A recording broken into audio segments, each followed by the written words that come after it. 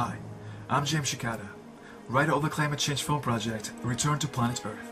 Climate change education to populations beyond just those with cable and satellite, to motivate and inspire today's entertainment-dependent majorities. In the West, broadcasting rights are granted only to the highest of bidders. All production segments will be presented as files from the Earth's historical media archives. Here is this narrative in a nutshell. Our vessel and its fuel was developed over the decades with the undying hope of hundreds back on Mars. A talking AI supercomputer holds the Earth's full historical archives compiled up to year 2009. As the vessel nears the Earth's orbit, the crew awakens to a distressing sight. Half the Earth's landmass is swallowed by the oceans, which has turned faintly purple with anoxia. The crew launches aerial reconnaissance drones to scout the Earth. Images return of city after city in ruins. The conditions are a match to our worst-case climate change projections. Using the AI, an investigation is launched. The AI is able to logically arrange a visual compilation using its historical media archives, which has everything from news footage to CG illustrations from factual network programs. This basic format can be greatly expanded through cutting-edge CGI. The format also provides speed to quickly navigate through factual segments.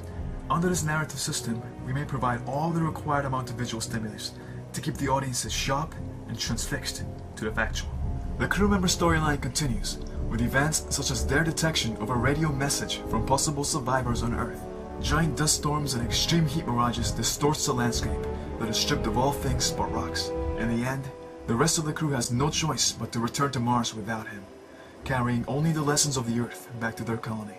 The recent disaster film 2012, which graphically depicts the end of our world, is now the most selling movie in the history of China.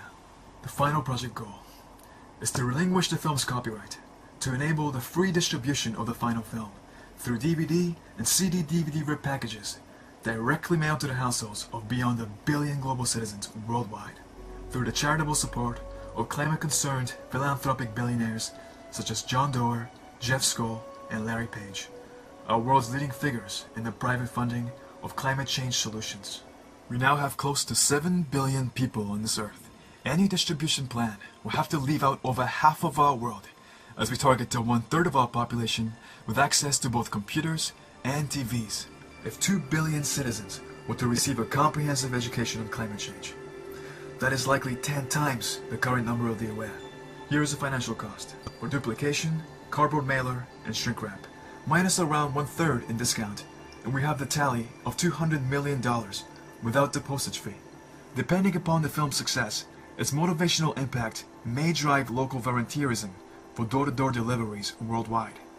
This is a $500 million project. $500 million to save our world. When the majority becomes the inspired, the world will shift. Today, there are countless world-changing projects that are just waiting to be enacted, such as carbon labeling, geoengineering through plankton growth, cloud seeding, carbon air capture.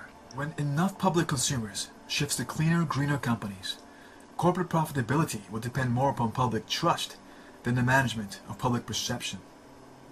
To everyone I have directly contacted by email, a simple email endorsement expressing your personal agreement to this project is all that I ask, so that I may have something more to present than just my own words to convince our potential financiers. However brief, any words of acknowledgement will be extremely helpful.